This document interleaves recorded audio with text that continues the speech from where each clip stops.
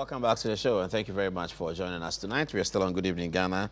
Angela Dwamena-Aboagye has joined us in the studio. Thank you very much, Sister Angie, for coming.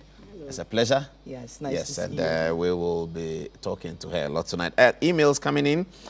Somebody says, as to whether people were called together at the CID headquarters, what I will say is everything was being announced live on Oman FM. I was listening to the whole issue on this radio station till today. So I think many people are also doing the same, and they also decided to go there. Please tell Honorable Atachan that I really like the way he does his things. I don't know what things. He is really my mentor and would like to learn a lot from him. I would like to meet him personally. Please help me to meet him. Yes, I would, Prince, to help you to meet Atachan. You see, Paul, it's obvious today's program is not intended to be a fair one to your loyal listeners and viewers. We expected the police PRO on the panel. Nonetheless, it's distasteful to see any individual to defend such disgusting comments from a politician, be it NDC or MPP. It serves you guys right. I hope and pray he gets the punishment he deserves. Ghana is not for any single individual. And this is from Nick. Nick, if you would know, and you can check with the police, the PRO declined to speak to us today, and we spoke to him. He was one of the important people that we were hoping to talk to. Cephas Arthur declined to speak to us today. He said that at this stage, the police don't have much to say, and you can check with him. And Cephas, if you are listening to us, you can also correct that impression. And Atta did not confirm the comments of Kennedy Agyapong. He actually condemned it on this program a few minutes ago. Nick, thank you very much for your email nonetheless. Gilbert says, please ask Honorable Lawyer Atachan whether his outfit supports the kind of speech perpetrated by Honorable Kennedy Agyapong. Atta did answer that question before he left, and he answered in the negative. Hi, Paul, please tell Honorable Atachan that we love him. He's a good lawyer, but he must advise his brother Ken. Yes, I did ask him that question. He said that he has advised him. Listening to Lawyer Atachan explains the issue without propaganda makes me feel proud as an MPP and more so as a Ghanaian. The difference in Ghana today and then is President Kufuor had control over his government, but etc. I will not continue with that one. We pray for love, we pray for peace, we pray for unity. Long live Mother Ghana. That's from Mr. Inkansa. Tony says, can I sue the police? Is it the right way? Can the states nor the police arrest someone without a warrant from the courts? Yeah, the police can arrest with a police warrant, can they? Godwin Tay says that, please play back the tape for us. You want the tape? Okay, I'll try if we have time. We can play it again, and my producer has heard you, so perhaps we can. So Atachan seriously supports the pronouncement by Kennedy Agyapong. Well, Atta said he doesn't support it. Ivan says that, from Honorable Atachan's story, I think the police are not consistent with you, are not consistent because you could see that the government's doing everything to crucify Kennedy Agyapong. Okay, that's your view. It's becoming obvious that the MPP does not see anything wrong with Kennedy Agyapong's urging the killing of Ewes and Gans. Well, Atta told us that he doesn't support that.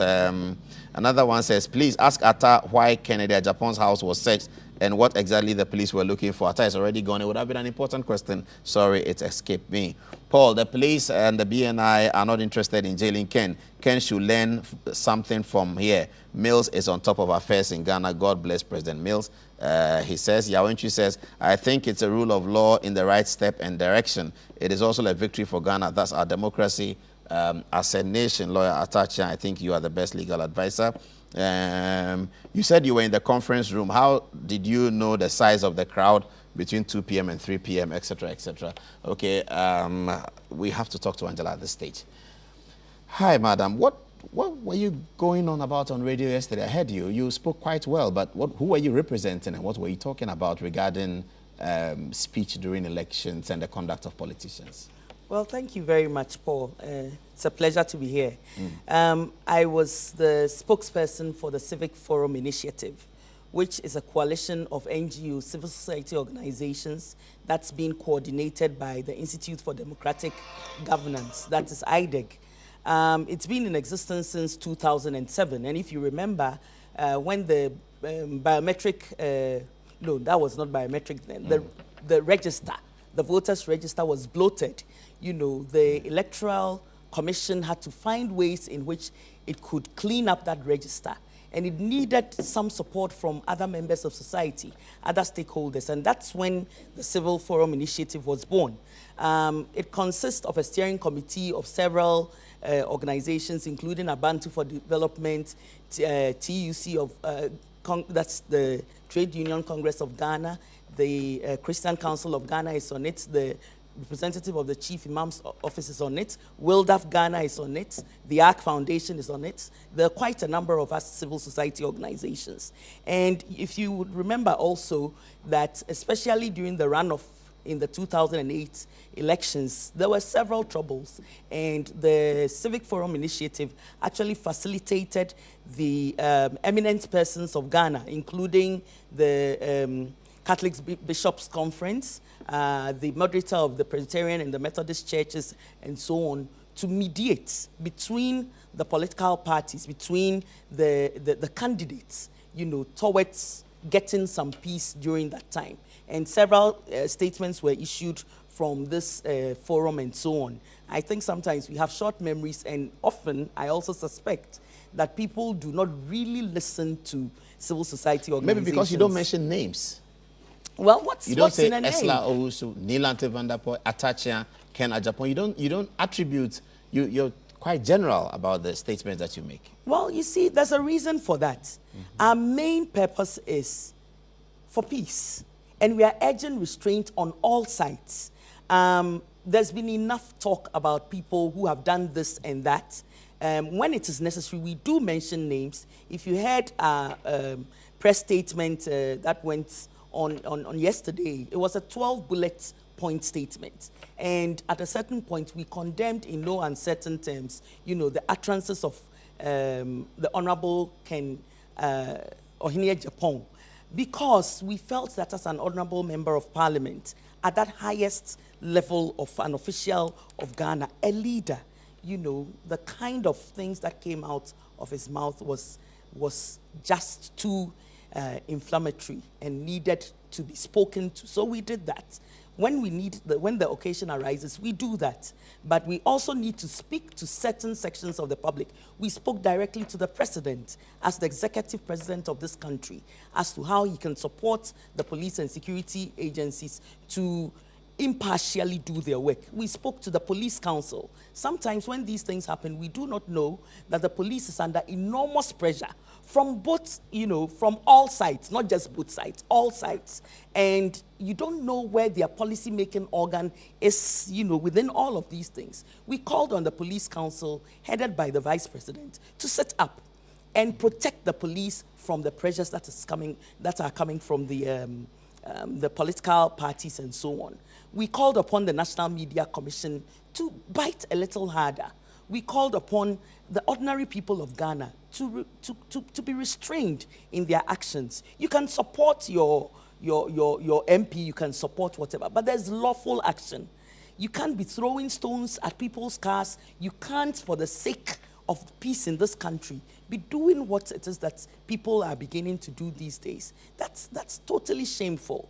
And we know, the good book tells us that we should seek peace and pursue it. So there's a verb part of peace.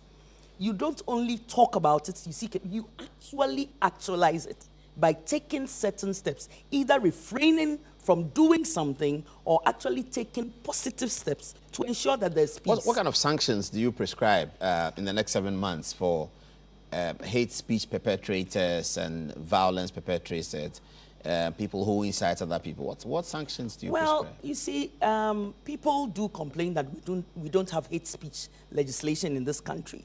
Maybe we need to start looking at that, but we should also remember that, hate speech has evolved in democracies, in Western democracies and so on, for particular reasons. Maybe we haven't gotten there yet. We do have a good country. We have many laws. And I said the other day that my father, who himself was a lawyer, he's passed away, used to tell me all the time, the good lawyer is not the one who knows all the law or pretends they know all the law, but who knows where to find the law. And that's where we expect that our institutions of state, who are actually supposed to enforce the law, do so. So we must, I'm happy with Mr. Japan's statement tonight that if we leave the police to do their work, they will do their work. Last time I was with Mr. Bombande of ONEP, he said, you should have seen what happened in Senegal. They didn't care whether you were President Wades, whoever, or you were the oppositions, whatever. They acted in an extremely professional manner. Now look at what has happened in Senegal. Do you think the Senegalese police are better than our police? No, I don't think so. but it is because of the amount of pressure that we give to our police officers, right from the But highest. when you say amount of pressure, Angela, are you not really refusing to point finger at the executive authority? Because I cannot put pressure on the police. I don't think you can. But if I'm Minister of Energy, I can't put pressure on the police. So if you talk about pressure on the police, is it not coming from a single source? The controllers of the executive power? I don't think so. Who else can put pressure on the police? That's one side of it. The executive at any point in time, and being an advocate, I usually talk about the state of Ghana and the government in power, has the tendency, because of our colonial past, to use the security agencies for their own purposes and so on. So yes, they can put pressure on the police. But then the police also have their political inclinations. They are human. There are people within the police who do not all belong to the same party. There are supporters out there who are throwing stones, and they are members of their party. And so you would find a police officer who cannot decide whether to arrest or not to arrest because the person who is being attacked is not maybe a member of my party, or we think that they're too known or something or the other. So from all sides, because the police is trying to play fair and this person is putting pressure on there. How do we stop putting that pressure on the police? Well, that's why we are urging restraint. As civil society organizations, we plead, we advocate, we mediate, we pressurize. That's what we do. And we are urging restraint on all sides for the sake of the love of this country. Now, today, we were with a group of women lawyers, young women lawyers who are being trained in human rights and so on. And they watched that film called Pray the Devil Back to Hell. And you could visibly feel the emotion in the room. I don't know whether you've seen it. I've not seen it. Pray the Devil Back to Hell. Yes, it's about Liberian. It's about the Liberian conflict. It's about women. And the role that the women played, Lema Bowie and ordinary women. Were they really praying to God, spiritual exercises? They prayed. Muslims, Christians. They cried. They did so many things. I wish Metro TV would show Pray the Devil Back to Hell. How can I get a copy? Oh, well, we need to, I'll arrange that. Okay, that's excellent. Absolutely. And, when you see those things, you would understand why people just need to seek peace and pursue it. Put a restraint on their legs. Some people say, Angela, that all of this is hypocrisy and it's a total exaggeration of what is happening. Professor Zimbabwe they talked about the exaggeration, but the hypocrisy. If Paul Adom-Otchere has done something, civil society should say so. He's done it. And let's stop, beating about the bush and saying that is a general. About the bush. So if it's Kennedy at Japan. But we did. Yeah. We did. We mentioned. Perhaps this was the first time in 5 years that a name has been mentioned. Oh, well, I'm not sure about that. I think that if you would notice, for example, there was Which other name did you mention? We mentioned in the past, which name have you mentioned? In the past, so many civil society organizations have spoken to politicians that need to restrain. Yes, they speak, but they don't mention any name. Well, you see, Paul, what difference does it make? People know who you're talking about most of the time. What we are also trying to do is the not name to and add, shame effect. Is that not a very powerful effect? Yes, a name and shame effect is good. Yes. So we have started with this one. So this is the beginning. Okay, this is the beginning. I'm happy to hear that. We will Somebody continue. says, though, as I was saying, same thing. Michael Quay Jr. wants me to ask you. Please ask Madam what she thinks about the violence against women in the name of politics. She did not harp on that. Did they see Esla being attacked? No. She's a woman. Yes, she is a woman. Did you talk about FIDA issued a statement. She's a former president of FIDA, isn't she? She's a vice president of FIDA National and vice president of FIDA International. And then she became president of FIDA Ghana. FIDA Ghana issued a statement, and I am a member of FIDA. Who did you condemn? Who did we condemn? In that did we statement? See the people? We didn't. No. We didn't. So we said that whatever form of violence is perpetrated, whether it's on a man or on a woman, that should not be tolerated in any form. Did you deploy your resources to talk to the police and perhaps assist with prosecution? Who gives us those resources anyway? You see, that's one thing that I also find very, I don't know what to say, what word to use. I mean, resources meaning that your people do intellectual not resources. know You're all how we lawyers. operate. You're all lawyers. So Yes. you have the intellectual Yes. capacity So we- to sort of do something about We have it. the intellectual To capacity. go beyond the statement. Yes, to go beyond the statement, we're going to engage the police. CFI has a whole advocacy plan to engage the hierarchy of the police, to engage the police council, to engage the media, and even the other bodies as well, like the National Peace Council, the CODEO, and so on, are all doing their bits. But nobody really asks, how do you manage to do all the things you're doing in this country? you know. You issue and statements. there's a lot. Don't you issue statements and, We do, and yes. do meetings? We do lots of things. And So, I so think as the that campaign it's is about to important start, can you assure us that if a politician goes on the platform in Brohafo region and says something, we will hear you name him? You will hear all kinds of civil society organizations. Name him and say the statement that this young guy women made, in this that this name guy's and statement shame. needs to be condemned. Yes, because the it other is going day to happen. I was terribly shocked that the National Media Commission on this program were not able to name Kennedy Japan last Tuesday, and I put that up on YouTube, and thousands of people are horrified. Well, I can't speak for the National Media Apparently Commission. on radio as well, they were unable to do the same thing. They Yes, I couldn't- heard them, and that's part of the reason why we directed a particular point at them, that, you know, you need to up your ante. You are the regulatory body for media houses in this country. And forget about the politician even for now. The presenter. Yes, the radio You presenter know, or yes, TV presenter. if I started talking to you right now and I start hurling insults, by the time I'm on my third word, you should have, you know, shut Taken it this off, thing yeah. down. Or, you know, and walked me out. You have the power. It is your platform.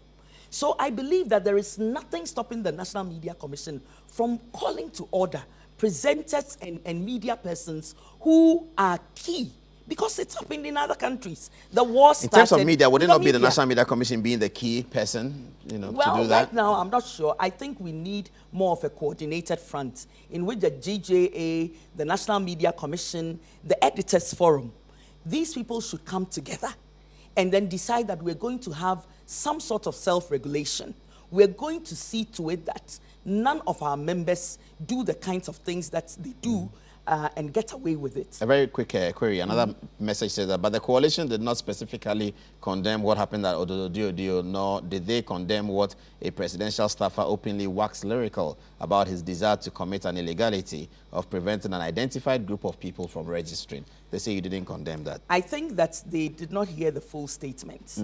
The full statement actually talked, it didn't mention Ododo, but it mentioned the pockets of violence. You know, the good thing is that we did not exaggerate, because out of 7,000 centers, you have just a few. The only thing is that if you don't pay attention to the few, it's going to spread. Yeah. It happens all Yeah. the time. So we mentioned in our statements that we deplore all kinds of violence in any registration center. The reason being that people are using ethnicity and people are using, you know, ordinarily resident excuses to deny people of their constitutional rights and so on. We mentioned all of these things. But I think the most important thing is that people should see the statement for its worth. I mean, if we